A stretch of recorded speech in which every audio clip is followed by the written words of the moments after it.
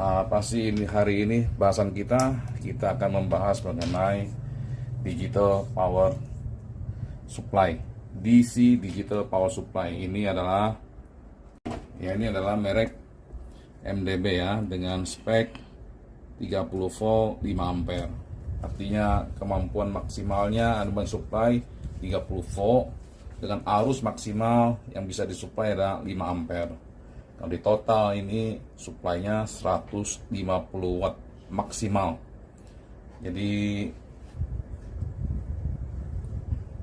30 volt 5 ampere bersamaan bisa terjadi dengan maksimum 150 watt. Oke. Nah, ini namanya variable power supply ya. Variable artinya ini bisa di setel ya, mau berapa volt sesuai kebutuhan. Misalnya dibutuhkan ada alat elektronik yang butuhnya 5 volt. Ya, ini tinggal disetel menjadi 5 volt agar sesuai dengan spek dari elektroniknya. Misalnya ada yang sesuai dengan spek 9 volt ya, tinggal disetel 9 volt. Oke, nah ini pada dasarnya ini power supply ini mensuplai arus DC, mensuplai listrik DC, direct current bahasa Inggrisnya ya. Nah, kalau kita lihat,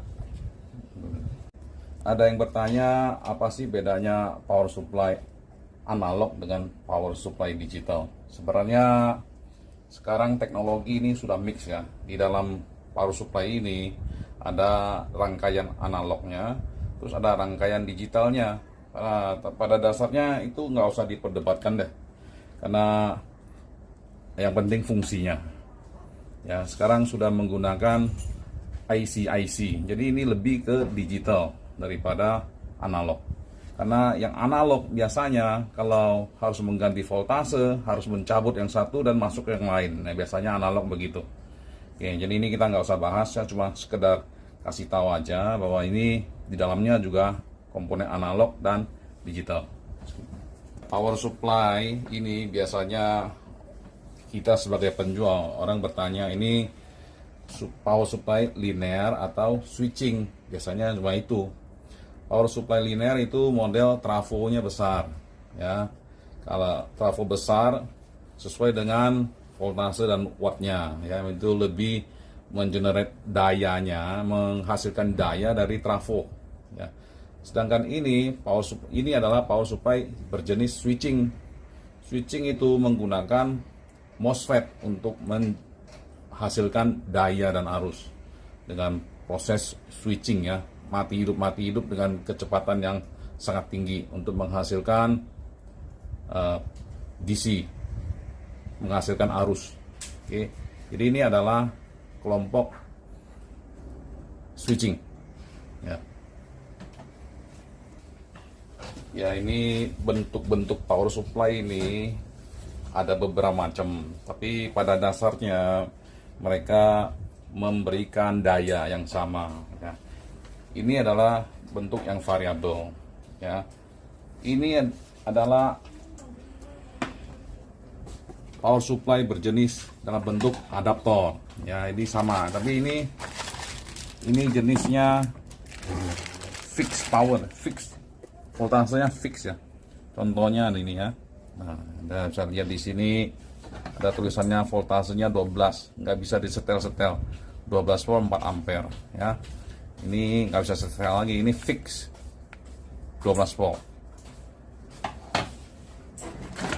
Sedangkan yang ini juga sama power supply, ada juga namanya power supply untuk komputer CPU. Nah, ini juga sejenis power supply. Fungsinya juga sama, dia mensuplai DC, voltase DC ya. Ini punya 24 volt 10 ampere. Ya, fungsinya sama, cuman voltasenya tidak bisa disetel-setel, diganti-ganti ya. Power supply ini dipakai di industri ya, banyak dipakai di industri sesuai dengan ukuran kekuatan powernya. Ya, kita identikkan itu power supply itu banyak jenis kekuatan powernya ya. Ada yang 3000 watt, ada yang 2000 watt, ada yang 1000 watt. Ya, banding ini kita analogikan sebagai misalnya truk yang berkekuatan 10 ton, 5 ton, 2 ton ya. Yang besar bisa dipakai untuk yang kecil, tapi yang kecil nggak akan kuat dipakai untuk beban yang besar begitu ya.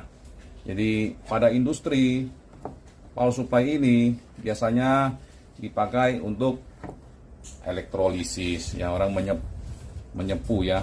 Ada juga namanya electroplating, ada juga electrocoagulation.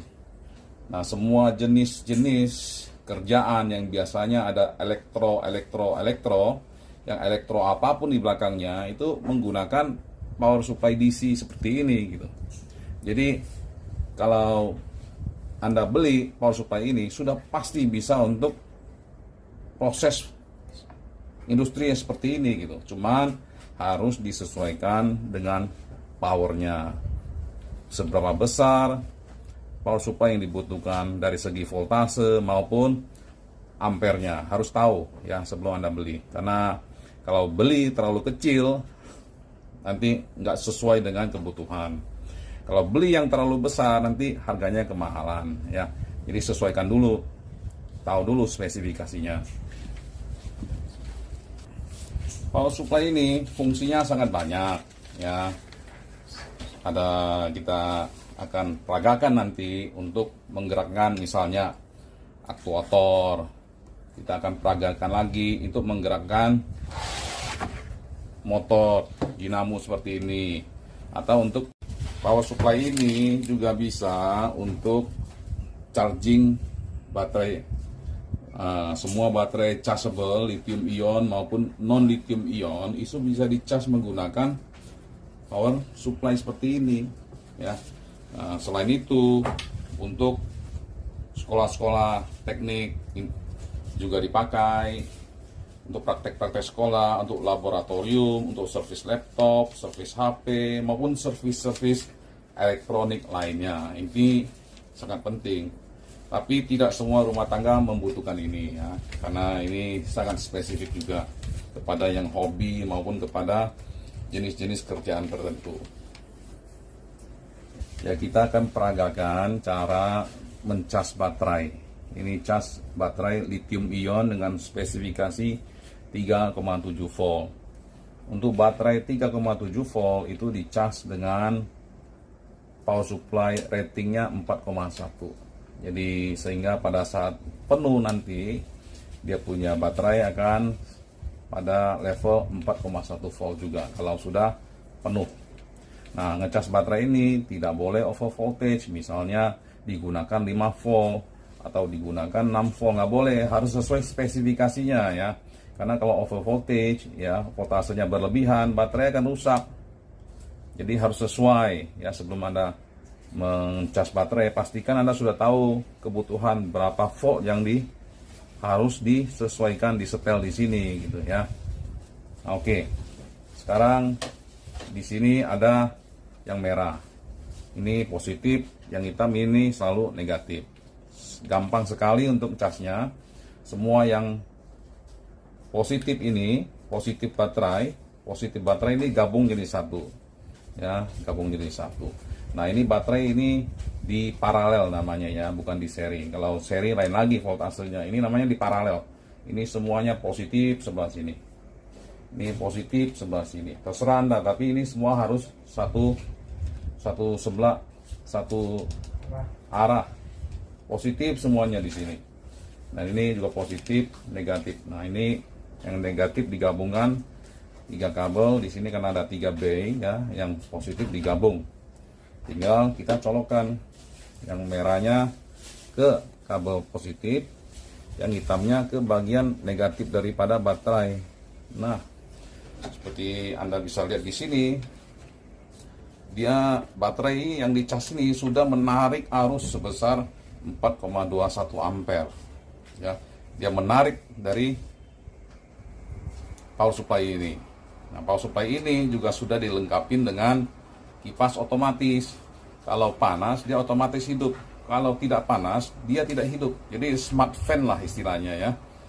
Nah, ini kelihatan 4,2 ampere sudah ditarik oleh baterai-baterai di sini. Nah, ini tinggal kita tunggu proses chargingnya sampai ampernya menunjukkan angka yang kecil atau 0 gitu ya.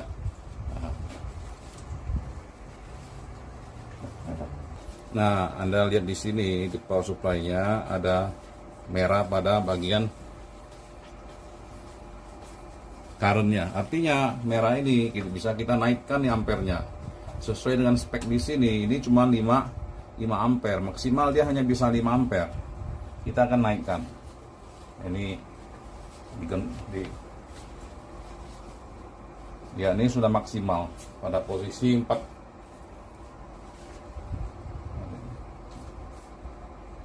Ya, 5 ampere.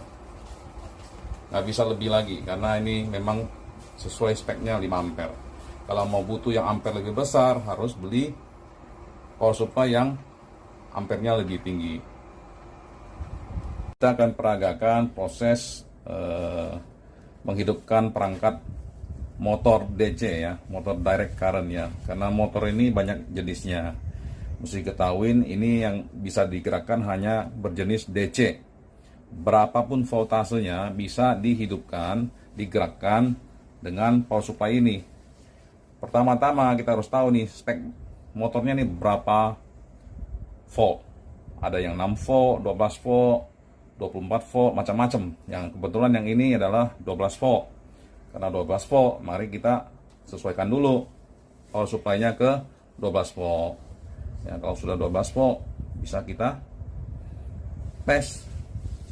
Ini udah 12 volt ya. Sekarang kita tes yang merah ini positif. Ya, positif. Ya, sedangkan yang putih ini negatif. Dan kita akan lihat apakah dia punya motor akan berputar atau tidak.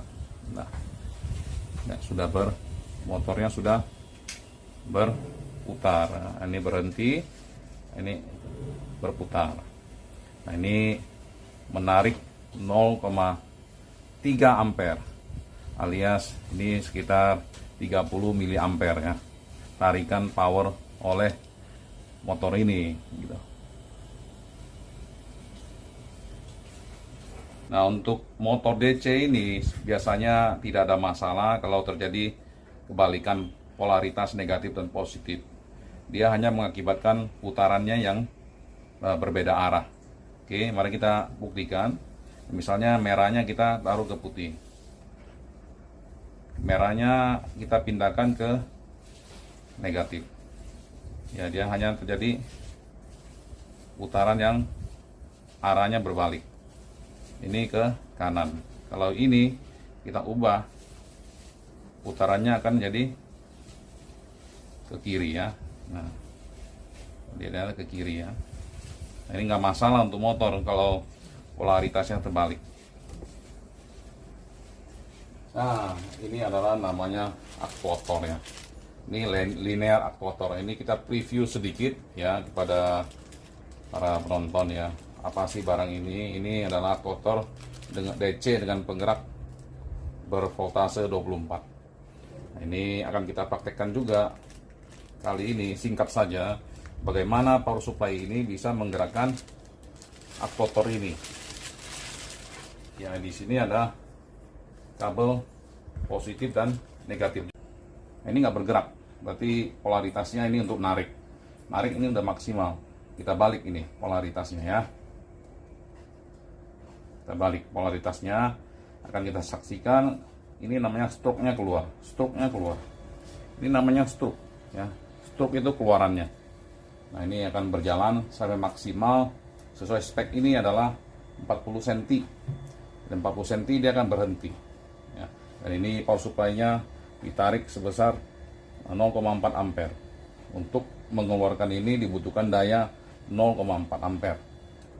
Jadi berhenti otomatis. Nah, untuk membalikkan stroke ini kembali, kita tinggal ubah aja polaritasnya, diubah. Dia akan masuk kembali. Nah, ini aktuator akan masuk kembali. Nah, bagi penonton yang ingin tahu aktuator ini fungsinya apa aja dan jenisnya macam-macam, ngontrolnya seperti apa akan kita bahas pada video berikutnya. Ya, apakah pakai remote control, pakai manual control, untuk buka jendela, buka pintu, macam-macam. Ya, demikian pembahasan hari ini.